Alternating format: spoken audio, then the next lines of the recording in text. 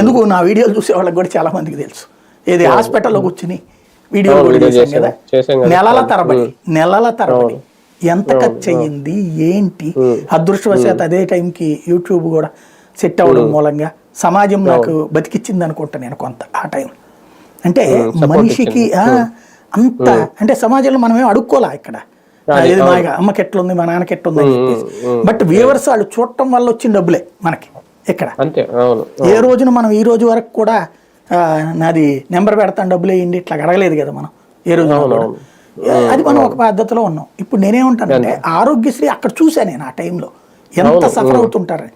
First వచ్చేసేసి హాస్పిటల్కి వచ్చేసాక గవర్నమెంట్ ఈ ప్రైవేట్ హాస్పిటల్ వాళ్ళు కోరుకునేది ఏంటంటే రాగానే సోన్స్ ఆపరేషన్ అన్నాడు అనుకోండి డాక్టరు, అయ్యా నాకు వైట్ రేషన్ కార్డు ఉంది, ఓకేనా ఆడొంతు వెళ్ళు ఆరోగ్య మిత్రం అంటారు వెళ్ళి కలవండి అని చెప్తారు.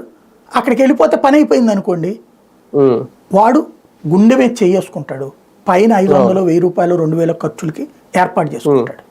అలా కాకుండా 1,00,000 అవుతుందయ్యా లేదో 2 లక్షలు అవుతాయా, ఆరోగ్యశ్రీ వస్తుందో లేదో తెలియదయ్యా, ముందు మీరు లెటర్ పెట్టండి అన్నాడు అనుకోండి, గుండెలు గుబగుబలాడతాయి. ఎందుకంటే ఇక్కడ మనిషి బెడ్ మీద ఉన్నప్పుడు ఏం పర్లేదు అనుకునే మనస్తత్వం ఉంటుంది ఎవరికైనా. డబ్బులు దాకా ఆగాల, అప్పుడు ప్రతి క్షణం నరకం అనిపిస్తాడు, ప్రతి క్షణం ప్రభుత్వాన్ని తిట్టుకుంటాడు. ఇక్కడ గుర్తుపెట్టుకోవాల్సింది ఏంటంటే అంతంత డబ్బులుంటే అసలు ఈ పథకం ఎక్కర్లేదుగా. అదే కదా, డబ్బులు ఒక దరిద్ర